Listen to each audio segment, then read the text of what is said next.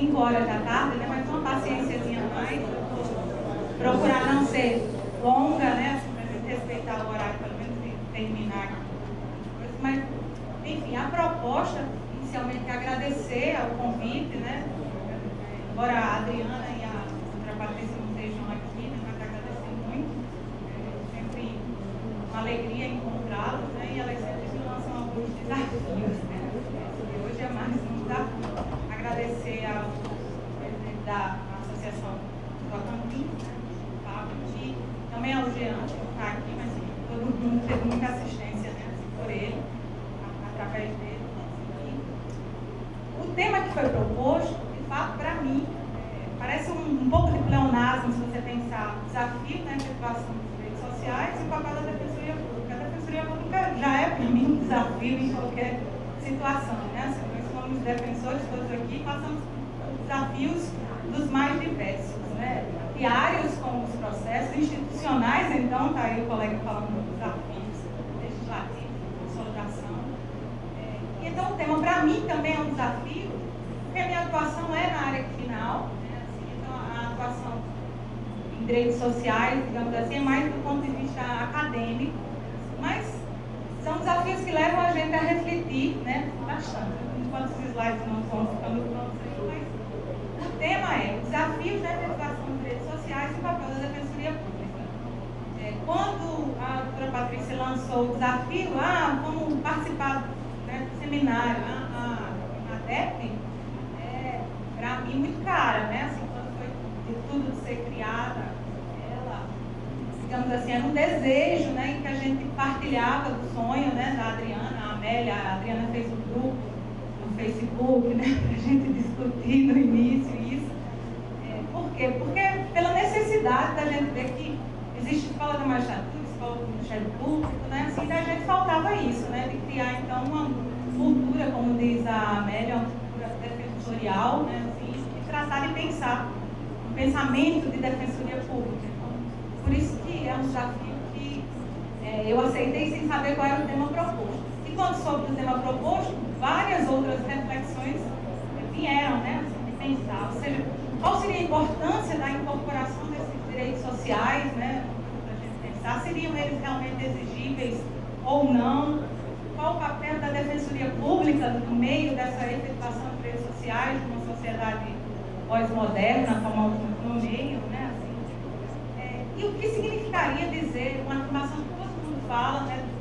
A Defensoria Pública é a instituição de promoção dos direitos humanos, né? Assim, o que estaria por trás dessa afirmação, né? E pensar nesses desafios, eu não podia afastar de pensar neles sem pensar no desafio da implementação da plataforma DESC, né, dos direitos sociais, econômicos e culturais, do ponto de vista do direito internacional dos direitos humanos também, porque é uma área que me é muito cara, né, pensar a respeito. E então, partindo disso, é que eu resolvi que a gente poderia fazer essa reflexão partindo da dificuldade da implementação do DESC, né, da plataforma DESC, dos direitos sociais, econômicos e culturais, isso tanto no âmbito do sistema internacional global como do regional interamericano, e então fazer esse link com as dificuldades dos direitos sociais, né? Aqui ver então, a posição do Brasil no sistema internacional e então o que é que isso acaba acarretando, né, nos desafios no âmbito nacional. Para tentar sistematizar isso de uma maneira, tentar fazer mais claro metodologicamente falando, pensei em dividir em 3 pontos, né? O primeiro, falar dessa estrutura dos direitos sociais. Segundo, tentar, em que aí nessa aí a gente iria abordar o Pacto Internacional, né? Assim como a atuação do Comitê, né, de Direitos Sociais e Culturais, a constitucionalização dos direitos sociais. No segundo ponto, pensar nessa exigibilidade dos direitos sociais, essa possibilidade de exigibilidade, e então falar da judicialização desses direitos. E no terceiro, focar no desafio da Defensoria Pública, nos desafios da Defensoria Pública para a concretização dos direitos sociais. E aí então, talvez aparentemente um caminho inverso, mas a minha proposta é uma proposta que a gente teria que construir, né, assim, uma atuação voltada principalmente na humanização e na desjudicialização. Ou seja, parece inverso a gente pensar que a gente está trabalhando tanto para a judicialização, para eu chegar e no final dizer que o desafio é desjudicializar. Mas, assim, é a proposta, né, assim, de reflexão que eu trago, né, aqui para vocês hoje. Acho que podem passar aí. Falei não sei quantos slides aí. Estamos só com os temas aí mostrados. Mas, então, antes de falar dessa estrutura, pode passar mais. Até pós-modernidade. Então, para a gente pensar em falar dessa estrutura dos direitos sociais, uma introdução que eu acho que se faz necessária é a gente pensar em que sociedade que a gente está vivendo em que esses direitos sociais são exigidos. E aí, com base numa interpretação que o professor Tércio Sampaio dá sobre a sociedade brasileira, e então falando sobre o papel do judiciário, dos direitos nas diversas fases da sociedade, pode passar também. Então, ele faz uma divisão que eu acho interessante na reflexão dele. E aí, então, a gente vê qual é a posição da defensoria nessa sociedade pós-moderna. Uma sociedade essa cada vez mais conflituosa, no sentido não negativo do conflito, mas no sentido de que novas demandas são sempre trazidas. A Amélia citando direitos novos, né? A gente pode pensar assim, mas de conflitos novos que a gente tem que enfrentar. Né? Bioética, biodireito, conflitos de habitação dos mais diversos níveis, né? Proteção do meio ambiente, coisas que são cada vez mais novidades e sempre vão ser novidades, e a gente está sempre correndo atrás de apagar esses fogos, né? Assim, que vão surgindo, e a gente precisa estar em dia com essa sociedade pós-moderna. Então, resgatando o Tércio faz a menção que no século XIX o que a gente vivia era um Estado liberal, em que não havia espaço nesse Estado liberal para discussão sobre direitos civis, direitos coletivos e difusos. O foco do Estado liberal era a tutela dos interesses individuais. E nisso aí, o papel do judiciário era completamente diferente do papel do judiciário hoje. O papel do judiciário nesse Estado liberal era só de bloquear a intromissão do Estado na vida privada. Ou seja, de acordo com o professor Camilongo, ele usa a palavra que o Poder Judiciário ele exercia uma hermenêutica de bloqueio dessas demandas. Caminhando, a gente chega no Estado social do século XX, em que surge então o quê? Os direitos, a função do direito, a função da propriedade, e essas novas demandas surgem. E com essas demandas, a atuação do judiciário também muda. E que atuação passa a ser essa agora? Né? Ele deixou de ser esse judiciário de contenção do Estado para ser um judiciário de legitimação de políticas do Estado. Então a gente passa para uma ideia, uma hermenêutica de legitimação. E aí, no final do século XX, com os movimentos sociais, principalmente falando do movimento estudantil, que traz novas demandas, e então a dicotomia da demanda anterior de capital e trabalho amplia, e começam a surgir várias outras demandas, com isso implica necessariamente um desenvolvimento do Poder Judiciário. Então, mais precisamente, no final do século XX e no século XXI mais fortemente, a gente chega então nesse estado pós-social, pós-moderno, como dizem alguns, e que o objetivo, ou na verdade a proeminência nesse momento, é de um protagonismo do judiciário do tipo político, ou seja, o famoso ativismo judiciário. Agora a gente precisa de outra coisa do judiciário. O judiciário não precisa mais bloquear o Estado. O judiciário não vai mais somente legitimar o Estado, mas é cobrado do judiciário uma reflexão de demandas, porque as respostas não estão prontas. E para ele dar as respostas das perguntas que são feitas, é preciso exigir essa hermenêutica reflexiva por parte do judiciário. Ok. E nesse aspecto, qual é a função da defensoria nisso? O que é que a defensoria faz? Porque o judiciário não age sem ser impulsionado. E aí o papel da defensoria é muito importante. Ela já nasce, como frisado aqui, Constituição de 88, embora já haja a defensoria anterior, no Rio de Janeiro, mas tomando por base a Constituição de 88, a gente vai dizer que a defensoria já nasceu nessa seara desse Estado pós-moderno. Né? Então ela já nasceu com características intrínsecas de lidar com essas demandas que não são demandas simples de serem lidadas. E então, como que ela vai poder contribuir nessa racionalidade jurídica desse Estado pós-social? Como que ela vai conseguir, né, trazer essas demandas e dar uma resposta a esses direitos que a sociedade tanto quer numa estrutura de relações interjurídicas muito grandes e dando a visão aí a uma procura suprimida. Eu uso o termo de boaventura, mas que parece semelhantemente com aquilo que a Amélia falou do Marcelo Neves, ou seja, de que existem categorias de pessoas distintas. Boaventura traz a ideia de que a Defensoria Pública é a instituição capaz de dar voz a essa procura suprimida, que seria, ou seja, ele trabalha com a sociologia das ausências, aquele que não sequer, ele não consegue atingir, né, o judiciário. Tem aqui, se a Camacho passar aí, tem a frase dele explicando a sociologia das ausências, que o objetivo da sociologia das ausências é transformar esses objetivos impossíveis, esses direitos aparentemente impossíveis em possíveis, e transformar então as ausências sentidas no campo da seara da discussão dos direitos em presenças, ou seja, dar voz às pessoas que não apareciam. E a Defensoria é a instituição capaz de promover isso.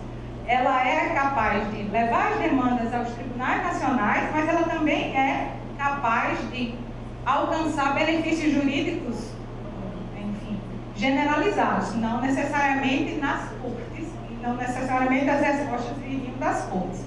Então, delimitando essa posição da Defensoria nesse estado pós-social, né, vamos passar então para o que seria então essa estrutura dos direitos sociais, e então partindo do foco da plataforma DESC.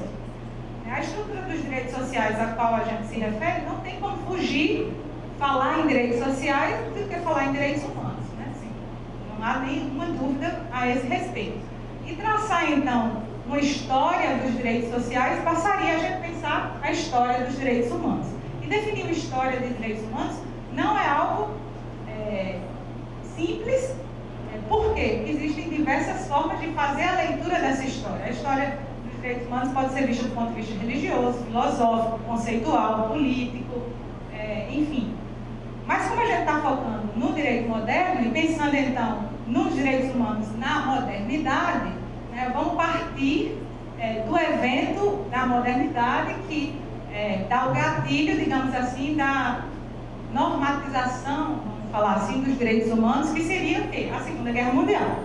Então, a Segunda Guerra Mundial, então, e o pós-Segunda Guerra Mundial, é que vai fazer emergir esses direitos sociais. Volto a falar, não estou falando que não existia direitos sociais antes, enfim, que não se falasse sobre isso, Constituição de Weimar, enfim, tudo isso aí tem para a gente discutir, mas a gente tem que definir marcos, né, para a gente passar a trabalhar. Se a gente está trabalhando nessa história do Estado pós-moderno, então vamos traçar como linha aqui de desenvolvimento do raciocínio a Segunda Guerra Mundial e essa previsibilidade normativa que surge com a Segunda Guerra Mundial, tanto global como regional, na criação, né, assim, de toda uma gama de tratados que vêm depois disso, que influenciam então nos direitos sociais. Então, com a Segunda Guerra Mundial, né, a respeito dessa... chega nos slides. Então, a partir da Segunda Guerra Mundial, como consequência no final da Guerra Mundial, todo mundo sabe, né, assim, houve a criação da ONU. A criação da ONU é criada com a celebrada Carta da ONU, né, que é o documento que institui, né, a ONU em 1945. E na Carta da ONU não há digamos, um enfoque muito centrado nessa posição dos direitos humanos, de conceituação e de definição desses direitos humanos. O que a ONU traz mais fortemente é, no artigo 68, a criação desse Conselho Econômico Social, e o Conselho Econômico Social aprova o Estatuto de uma Comissão de Direitos Humanos que começa a entrar em vigor em 1946 e vigia a comissão até 2006, quando então ela é quebrada e criada então o Conselho de Direitos Humanos. De 46 a 2006 não havia na ONU um Conselho de Direitos Humanos como órgão independente, embora a comissão agisse e inclusive ela tenha sido exterminada, né, digamos assim, embora tenha feito muita coisa boa, quase que sem um muito obrigada ao que ela fez, embora ela tenha sido feita coisa boa, mas por uma questão política política, né, de atuação da comissão. Mas deixando essa conversa para lá, né, a Comissão de Direitos Fundamentais é criada e ela tem 3 funções. Que funções são essas? Né? Elaborar uma declaração de direitos, produzir documentos juridicamente vinculantes desse direito e criar uma maquinaria, digamos assim, adequada para que esses direitos fossem colocados em prática. A primeira fase, a Declaração de Direitos, é claro, foi concluída em 1948, digamos assim, com a Declaração Universal de Direitos Humanos. A segunda fase seguiu, então, a elaboração dos diversos tratados que foram feitos. E aí, então, é o tópico que a gente vai pegar para o Pacto Internacional de Direitos Sociais, Econômicos e Culturais. E a terceira fase, a segunda fase não é uma fase que a gente pode dizer que se esgote, né? À medida que forem surgindo as necessidades de elaboração de novas convenções, novos tratados, é uma fase que está sempre em vigor. E a terceira fase é uma fase mais próxima, né, a nós aqui, e uma fase que precisa muito se desenvolver ainda, né, sobre esses mecanismos e essa maquinaria, ou seja, as cortes judiciais, a atuação dessas cortes, né, o resultado do que ela vem produzindo. Né. A Declaração Universal, como todo mundo aqui sabe, ela é o primeiro documento que ela vai trazer em seu texto direitos civis, políticos, sociais, econômicos e culturais. Ela é o primeiro documento na história que junta tudo isso. Cansado Trindade fala que ela já nasceu falha, a Declaração Universal. Todo mundo aplaude a declaração e ele critica, recentemente num curso que eu fiz com ele, dizendo que a declaração já nasceu falha. A declaração não era para ter sido vinculante. E não se conseguiu, naquele contexto pós-guerra, conseguir, naquele momento, um documento vinculante, ou seja, efetivamente um Tratado Universal de Direitos Humanos. E então, celebra-se a declaração, que todo mundo sabe, é um documento com valor moral muito grande, mas não tem o valor vinculante, embora isso se discuta. Eu parto do princípio que ela é vinculante, mas aí é uma outra discussão a respeito da força dessa declaração hoje, já depois de tantos e tantos países já tendo aceitado. Mas a declaração tem, sem sombra de dúvidas, esse ponto positivo, porque ele traz, junta, né, digamos assim, as 3 vertentes, né, vindas da Revolução Francesa: liberdade, igualdade e fraternidade, em direitos previstos ali, e que vão ser valores morais que vão permear toda a sociedade até hoje. A eleição do Pacto Internacional de Direitos Civis, Sociais, Econômicos e Culturais, como objeto de análise central aqui nosso, né, trazendo essa história agora, trazendo os direitos econômicos e sociais, se justifica justamente por esse caráter normativo universal, né, que o pacto tem, diferentemente se a gente analisar cada uma das constituições do Estado. E também porque esse pacto, ele, sem dúvida alguma, ele cria identidades estruturais com as constituições diversas. Né? Os direitos ali previstos acabam sendo, digamos assim, enraizados nas constituições que vão sendo elaboradas depois. É preciso traçar desde já uma diferença entre, aparentemente não há diferença, mas há uma diferença entre os direitos sociais, econômicos e culturais e a gente pensar nos direitos sociais sozinho. Embora hajam muitas similitudes, e a gente está trabalhando aqui, a proposta é que eles sejam iguais, a gente está usando quase como sinônimos durante todo o texto, durante o artigo que foi feito, mas há uma diferença básica. A diferença básica é, quando a gente fala de direitos sociais, econômicos e culturais, a gente está olhando para o plano internacional. E olhando para o plano internacional, a responsabilidade pela não execução, digamos assim, desses direitos é do Estado. Não há responsabilidade pessoal. Já dos direitos sociais, ele acaba, como é um plano interno, um plano nacional, ele chega até a avançar mais, se a gente olhar isso, do que os direitos econômicos, sociais e culturais, porque há a possibilidade de quem está no polo de dar a resposta desse direito social não seja só o Estado, o particular também. As relações de consumo, como são, né, na execução disso aí, as relações trabalhistas, não necessariamente é o Estado que tem que garantir os direitos sociais. Né? Assim, o Estado é garantidor, mas existe a possibilidade de responsabilização dos particulares, pela garantia desses direitos também. Mas feito isso aí, por que houve então? Se a gente vê no sistema Segunda Guerra Mundial, a Declaração Universal comissão tinha, digamos assim, como dever de criar um documento juridicamente vinculante. Depois da Segunda Guerra Mundial, historicamente, o que é que o mundo viveu? Na Guerra Fria. E em virtude da Guerra Fria, os países não conseguiram chegar em um consenso na produção de um documento único. Havia o bloco capitalista e o bloco socialista. Tanto é que, estudando os dois pactos, é muito interessante que eles são publicados com diferenças de dias entre eles. Os dois, em 1966, entram em vigor. Bloco socialista, bloco capitalista. Hoje, essa diferença não importa mais tanto, tendo visto que os países já entre eles já celebraram, os que celebraram primeiro celebraram o outro, e assim trocaram, digamos assim, essas celebrações, e todos os países hoje praticamente participam, né? Assim, não todos, mas eu digo que os que celebraram os pactos participam dos dois. Mas a gente tinha, digamos, entre eles, naquele momento, quase como uma briga de família de Romeu e Julieta, né? Então eles não entravam em acordo, e aí a solução foi criar os dois pactos de modo separado.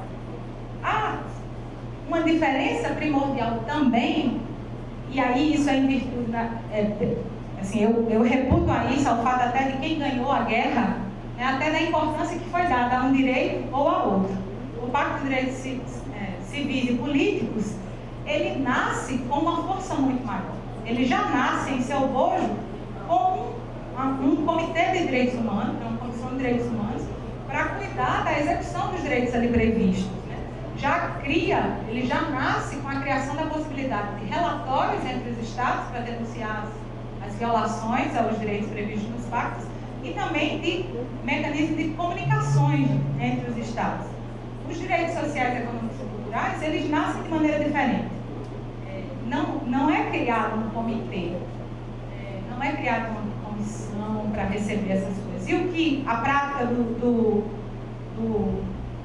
de analisar a violação desses direitos passa só por relatórios. Não há essa possibilidade das comunicações. Também o Pacto de Direitos Civis e Políticos, ele nasce o pacto e já junto dele o protocolo facultativo que já cria a possibilidade de denúncias individuais, diretamente dessas violações. Os direitos sociais, econômicos e culturais, embora celebrado então e entrado em vigor em 1966, 1985 é criado um comitê, mas esse comitê só efetivamente vai começar a agir do ponto de vista de receber denúncias ano passado, em maio de 2013, quando o 15º país ratificou o protocolo facultativo. Então, ou seja, só 15 países do mundo ratificaram o protocolo facultativo que autorizaria, então, receber denúncias sobre violação de direitos sociais, econômicos e culturais. A dificuldade, então, aí, e a relação que a gente faz sobre a dificuldade de analisar a exigibilidade dos direitos sociais, econômicos e culturais.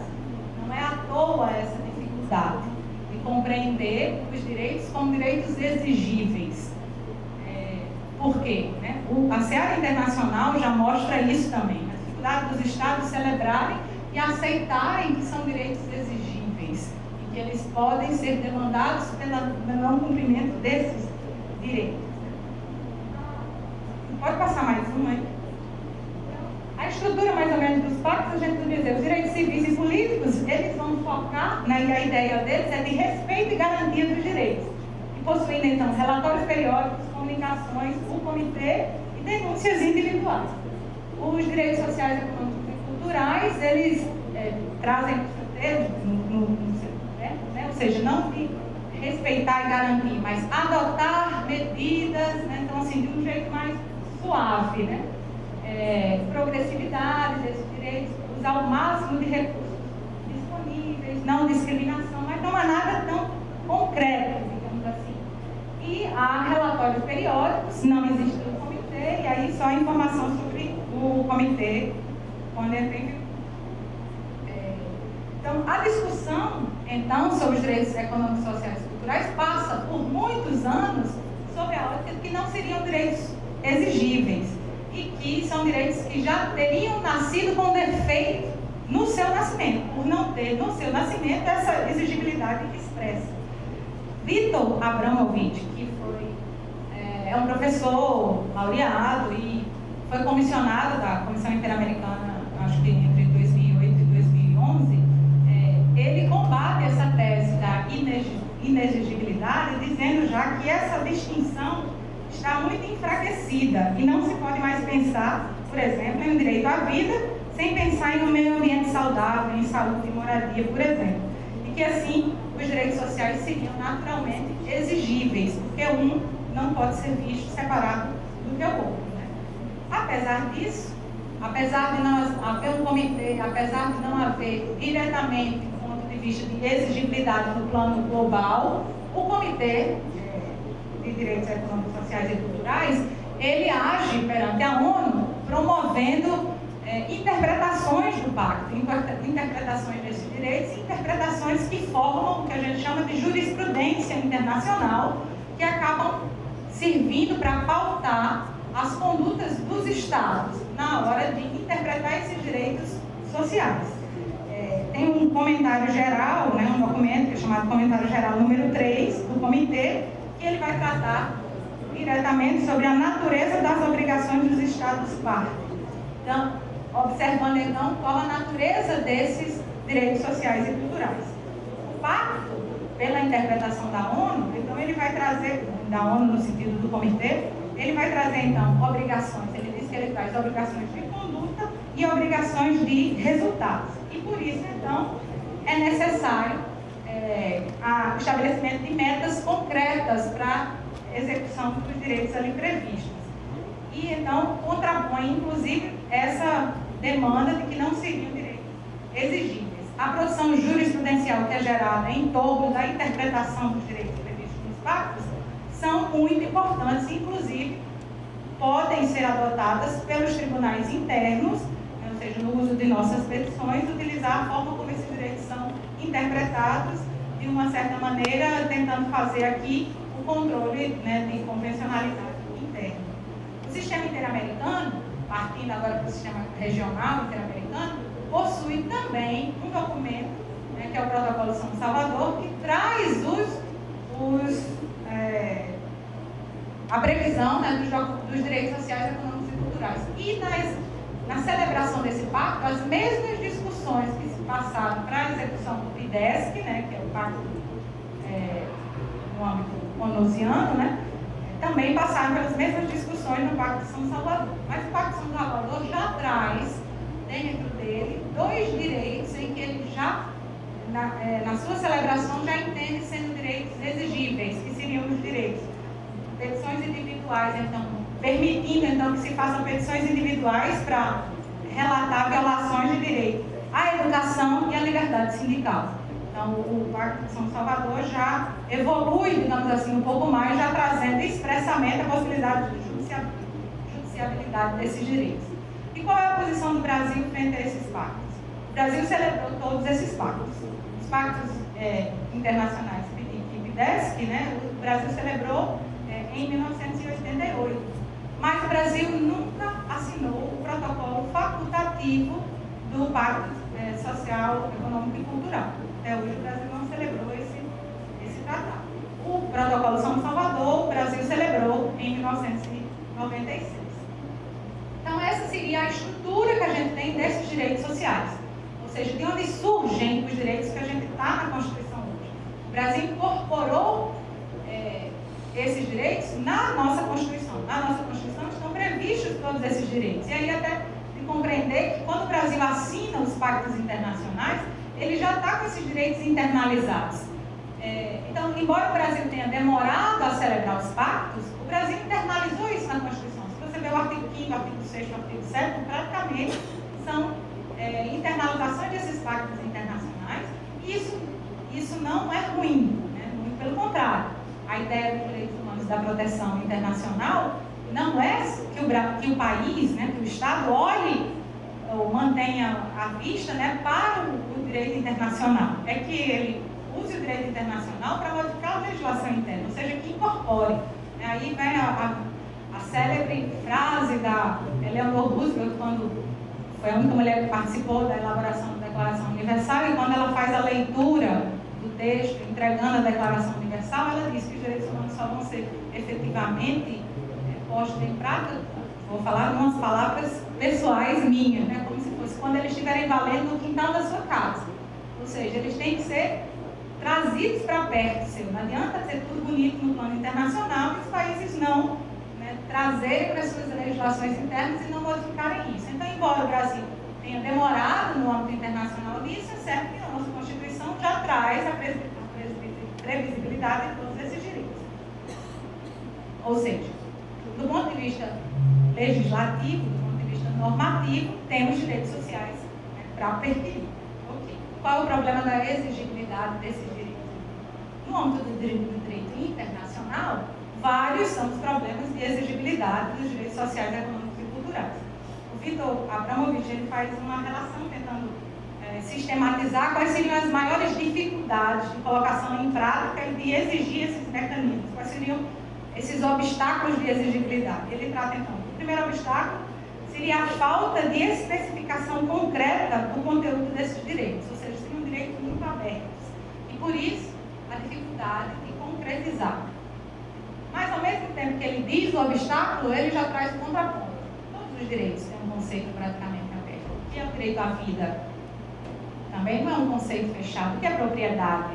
Não é um conceito fechado. Então, embora os direitos sociais eles tragam em si essa prestação aberta não pode ser vista como um obstáculo negativo. E então, ele põe por terra já essa dificuldade de exigibilidade. A outra dificuldade que ele levanta é a autorrestrição do Poder Judiciário frente a questões políticas e técnicas. Ou seja, ele diz que o Judiciário, a gente está falando aqui de Judiciário, vamos pensar no direito internacional, então as cortes internacionais, quanto maior a margem de discricionariedade administrativa, menor seria a possibilidade de controle dessas atividades administrativas. Então, a reparação do direito econômico, da violação do direito econômico, social e cultural, impõe uma ação positiva do Estado e põe em jogo recursos orçamentários, recursos, então, que os juízes acham que não podem entrar nessa discussão. Volto a falar, a gente está falando da seara internacional. O Vitor também traz como problema a ausência de mecanismos processuais adequados do ponto de vista internacional para a tutela dos direitos econômicos, sociais e culturais. Esse também seria um obstáculo inicial, que ele já traz também com as alternativas já criadas de judiciabilidade indireta desses direitos, já seriam então vencidos esses conflitos. Por fim, ele traz a escassez da tradição do controle judicial na matéria em alguns países, e isso dificultaria, ou seja, a falta de ativismo judicial em alguns países dificultaria para você pensar na exigibilidade dos direitos sociais, econômicos e culturais. Ao longo dos anos, esses obstáculos eles vão caindo por terra e hoje o que a gente vê no âmbito do sistema internacional sobre os direitos sociais, econômicos e culturais é a possibilidade de dois tipos de judicialização. A judicialização direta, em que diretamente se levanta a violação desses direitos, e a judiciabilidade indireta, ou seja, se a gente pensar estrategicamente no litígio, quando não há um mecanismo direto para atacar, para buscar proteção por causa dessa violação, utiliza-se indiretamente levantar uma outra violação para que atingir transversalmente aquela violação de direitos sociais, econômicos e culturais. Isso vem sendo muito praticado no âmbito do sistema interamericano, com vários casos a esse respeito, em que, embora não se possa atuar diretamente sobre um assunto, indiretamente, ou seja, se no sistema a gente só pode falar de educação e liberdade sindical, a gente levanta direito à vida, como a violação do direito à vida, só que no bojo dessa violação do direito à vida está previsto, tem na verdade a violação do direito social. Então, como a gente não pode alegar diretamente que houve violação ao direito à saúde, a gente alega a violação do direito à vida, por exemplo, seria a judicialidade indireta. O Brasil, ou seja, o caso brasileiro, é tal qual diversos outros países da América Latina, atravessou um período muito longo de sua história, né, de ditadura, com ação de forças armadas que comprometeram então aí as liberdades civis. Mas, em 1988, é celebrada então, e promulgada, né, a Constituição Cidadã. E no bojo dessa Constituição, nessa fase de redemocratização do país, houve a incorporação de direitos civis e políticos, sociais, econômicos e culturais no mesmo texto, dando a esses direitos o mesmo valor, porque estão no mesmo texto, ou seja, na Constituição. Não pode-se dizer que um é mais importante do que o outro. E, então, os direitos previstos nos pactos internacionais, como eu estava dito, foram incorporados na legislação interna.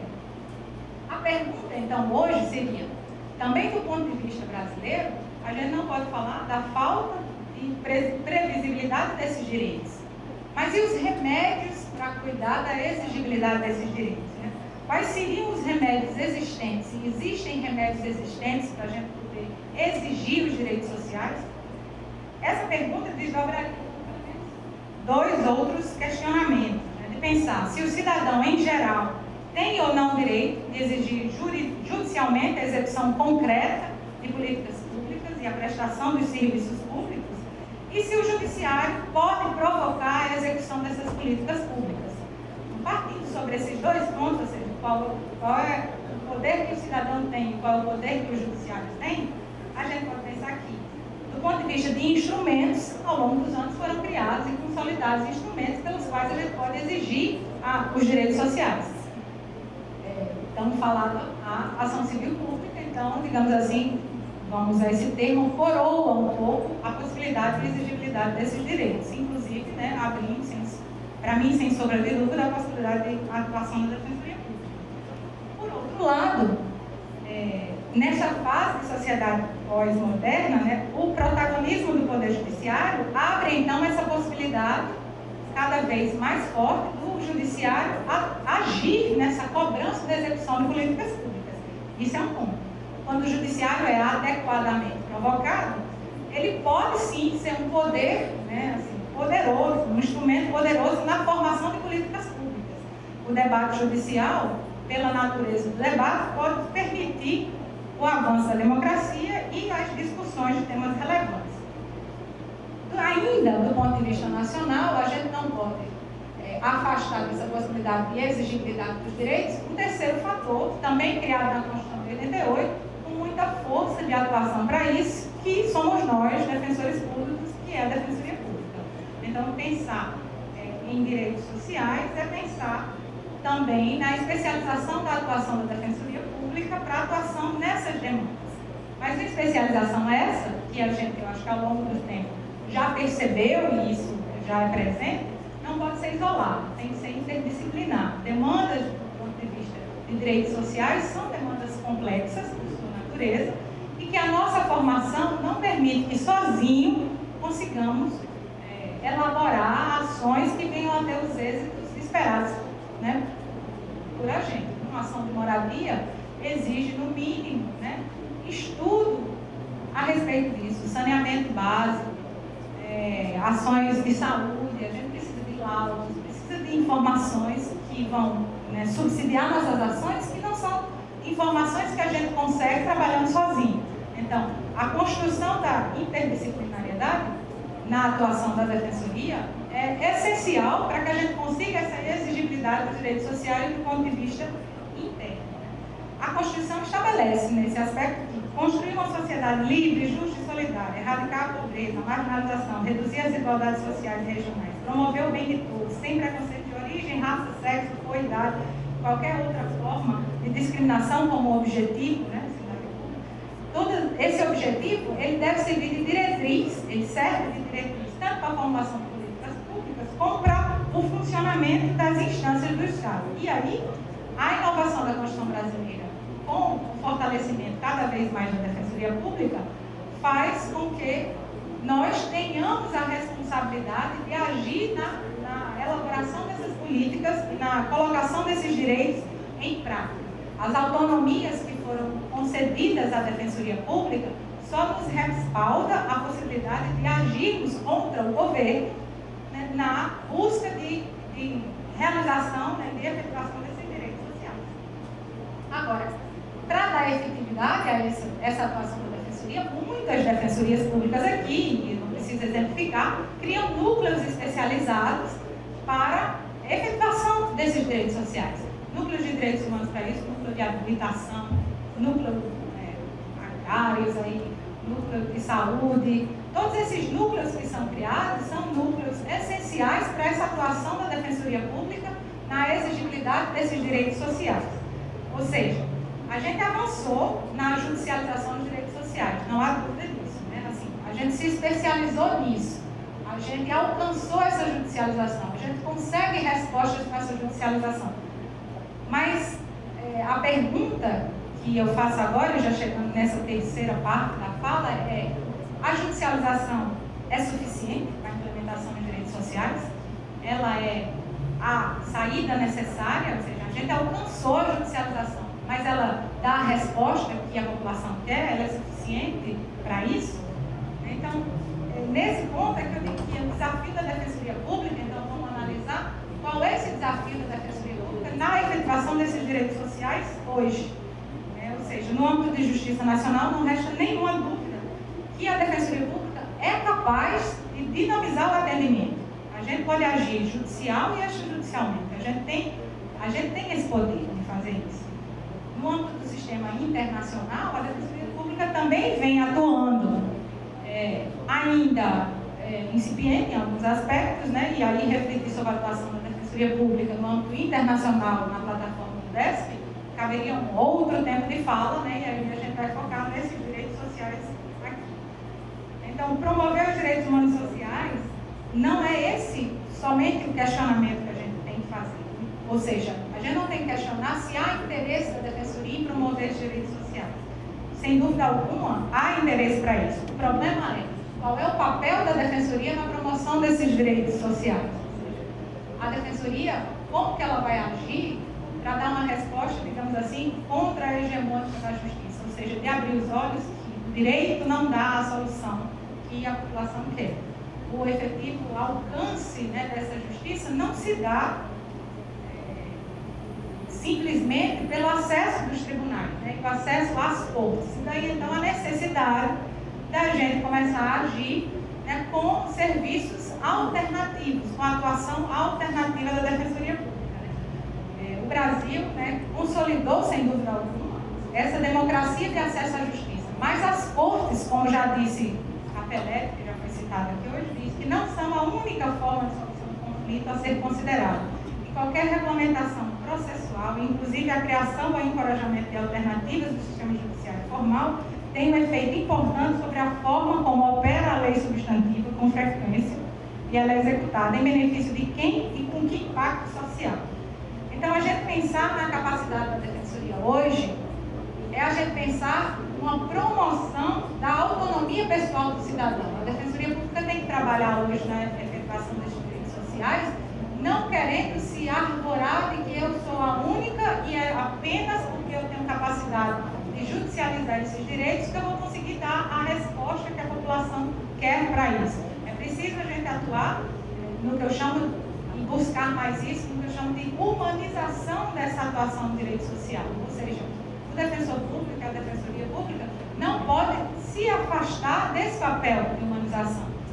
E na hora de promover um atendimento, por exemplo, o atendimento, como a Amélia citou, dos direitos sociais, não é coletivo tão somente, não é judicial tão somente.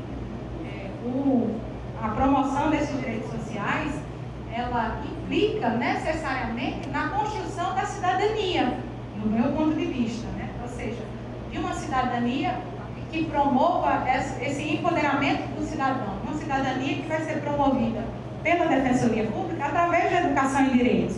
A partir do momento em que o cidadão conhece os seus direitos, conhece os seus direitos sociais, a forma dele exigir esses direitos sociais fica muito mais concreta. Né? O direito, de forma alguma, como eu já relatei, é a única solução. Ou seja, a via judicial não é a única solução. É preciso a gente, então, trabalhar pela criação de uma cultura jurídica em que a população, através da Defensoria Pública, através do ensinamento da Defensoria Pública, mas não só pela Defensoria Pública, consiga, né, buscar os seus direitos. É preciso a gente formar, né, as pessoas para isso, o conhecimento desses direitos. E promover, assim, como o Boaventura fala, da revolução democrática da justiça. Nesse mesmo sentido, né, nessa mesma ideia de revolução democrática da justiça, o professor Eduardo Farias também traz uma fala que eu acho muito interessante, defendendo que o direito é insuficiente para tratar da nova realidade da sociedade moderna e que uma praxis libertadora das estruturas normativas que só pode ser alcançada com uma nova orientação direcionada aos futuros profissionais de direito capaz de conciliar conhecimento jurídico com um saber mais amplo e profundo sobre a produção, a função e as condições de aplicação do direito positivo. Então, se o direito é insuficiente, voltando ao questionamento inicial, qual é o papel da Defensoria Pública frente a essa insuficiência do direito para dar todas as respostas do direito social? E então, se você puder chegar mais na frente, onde tem desjudicialização, ou seja, a tese proposta então que o papel da Defensoria Pública seria trabalhar sobre essas duas frentes, essa humanização e de capacitação, democratização desse acesso e no atendimento, ver que ele pode fazer isso conjugando tanto os atores individuais e coletivos para os diversos tipos de demandas, ou seja, promover a educação jurídica, reconhecimento de direitos e até o ingresso nas cortes, mas também garantir os direitos sociais em todos os níveis, desde um simples atendimento do ponto de vista, por exemplo, eu faço atendimento na área criminal, e aí você poderia dizer, na área criminal, a gente está pensando em liberdade, a gente não está pensando em direito social. Quem disse que o preso também não precisa de direitos sociais garantidos? Então, a gente procurar humanizar esse nosso atendimento, tratar a pessoa como reconhecer o outro naquela pessoa, na reconhecimento de poder, e reconhecer então que a gente pode agir nessas demandas individuais, nas demandas coletivas e, mais ainda, com atendimento extrajudicial eficaz, caminhando então aí para esse aparente retrocesso, ou seja, a gente tem profissionais especializados, a gente conseguiu criar duplas, a gente conseguiu ou está conseguindo, algumas defensorias com mais avanço, outras não, a trabalhar com interdisciplinariedade, a promover ações civis perfeitas, a promover ações de tutelas coletivas em que a gente consegue liminares e consegue aquilo que a sociedade está precisando, ok, né? Assim, mas isso não é o suficiente. Às vezes o tempo que demora a conceder uma liminar, às vezes o judicializar sim, se você esquece de olhar o lado humano do outro, né? E aí então é o que eu digo, a gente tem que se despir dessa nossa empáfia muitas vezes, né? Assim, ou seja, de que eu entro com a ação e que o judiciário vai me dar aquilo, porque eu consigo fazer aquela ação e ter aquele objetivo, e não olhar que às vezes um telefonema resolveria a situação do cidadão um pouco mais rápido. Então aí é o ponto que a gente tem que se especializar hoje na desjudicialização e trabalhar então com mecanismos, né, de comunicação, debate, diálogo,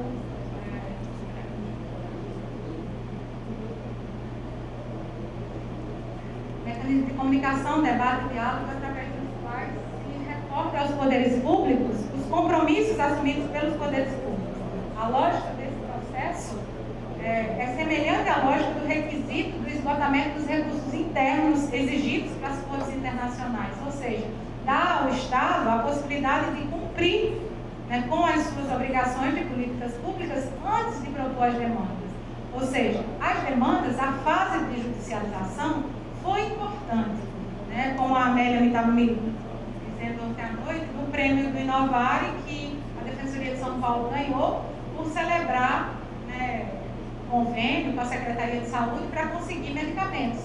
Ou seja, ela judicializava a questão, muitas vezes ganhava liminar, algumas vezes não ganhava liminar, mas aquilo tudo demanda um esforço, né? E aí a pessoa está ali esperando aquele medicamento. Então, eles partiram para a ideia de celebração de acordo com a Secretaria, de modo que haja, então, funcionários da Secretaria de Saúde dentro da Defensoria Pública para avaliar, então, a concessão desse medicamento e ter uma resposta mais rápida para o cidadão.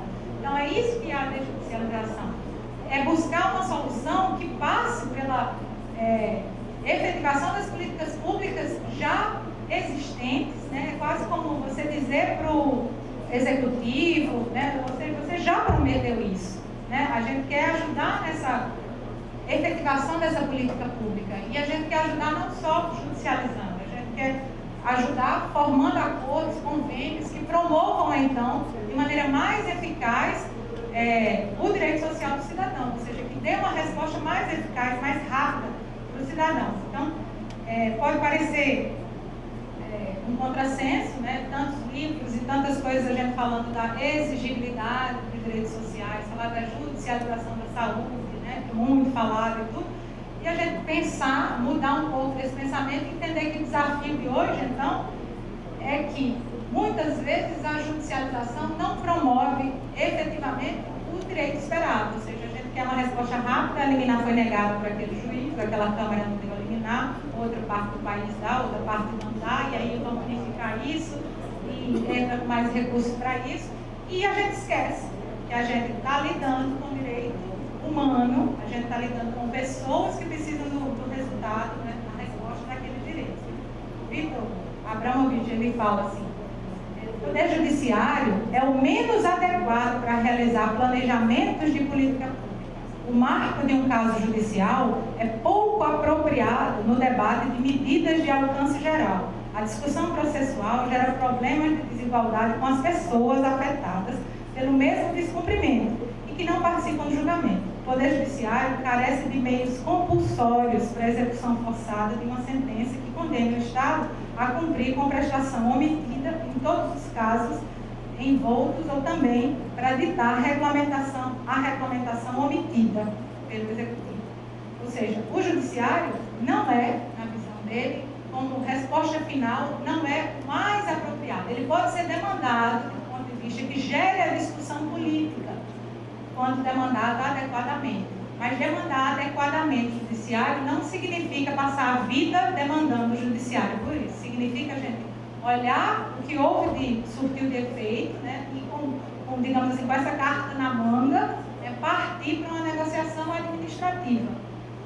E então, buscar essa comunicação, a elaboração desse meio de comunicação, ampliando o espaço público de discussão daquele direito social, chamando para a conversa executivo, legislativo, as pessoas, o movimento social, entender e dar, então, uma resposta mais efetiva desses direitos. Então, como conclusão, voltando àqueles pontos iniciais, qual seria a importância da incorporação dos direitos econômicos e sociais? Se existem diferenças substanciais entre os direitos civis, políticos e econômicos, sociais e culturais, se os direitos são exigíveis, qual é o papel da defensoria nessa nossa sociedade? O que realmente quer dizer essa afirmação repetida de que a defensoria pública é responsável por promover os direitos humanos?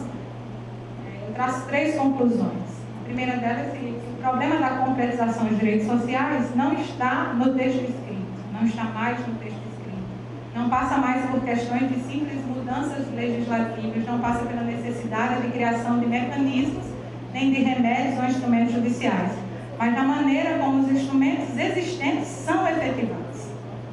Segundo, que assistência jurídica não significa apenas representação perante os tribunais, mas também auxílio para tornar as pessoas mais ativamente participantes das decisões básicas que afetam a sua vida. Significa agir articulada e extrajudicialmente para interceder na construção de políticas exitosas, que seria a humanização. E a relação entre defensoria pública e construção das políticas públicas, ainda que em estágio de desenvolvimento, delineia-se como um dos mecanismos mais eficazes para a concreta promoção do acesso aos direitos judiciais. Parafraseando Boaventura, ele diz que a defensoria pública, ele não diz essas palavras, parafraseando dele, a gente pode concluir que a defensoria pública deve assumir sua cota-parte de responsabilidade na promoção das demandas trazidas pela sociedade, trabalhando além das cortes, conjuntamente com os atores responsáveis, movimento social, executivo, legislativo, sob pena de se ver premida pelos seguintes dilemas: não assumindo sua cota-parte de responsabilidade, continuará sendo independente do ponto de vista corporativista, mas será cada vez mais irrelevante, tanto social como politicamente, porque não conseguirá dar resposta eficaz. Em assumindo a sua cota-parte, aumentará o nível de tensão e de conflito com os outros poderes, tanto internamente como com outros poderes. Né? E a pergunta que eu faço é, para você qual é o desafio? Melhor assumir essa cota-parte de responsabilidade responsabilidade ou não assumir essa própria parte de responsabilidade. Seria encastelar ou tirar as vestes, né, assim, e assumir que precisa negociar pelos direitos também para produzir, então, respostas mais justas para a sociedade. Né? Então, o que eu entendo é que a Defensoria Pública tem que sair cada vez mais desse isolamento e buscar uma articulação. Porque só através dessa articulação política até é que a gente consegue a efetivação dos direitos sociais. Só isso. Obrigada.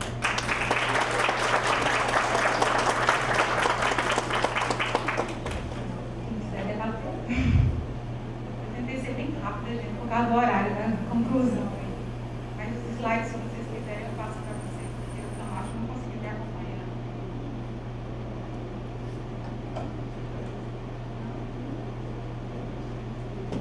Então, acho que eu vou encerrar, né? Porque a moça de cerimonial não está aqui. Eu queria agradecer a atenção de vocês, né? E, na verdade, os slides já estão com o pessoal da organização, é só eles mandarem, eu acho, para quem quiser. Vocês têm um e-mail, né? Se alguém quiser ter acesso. Obrigada.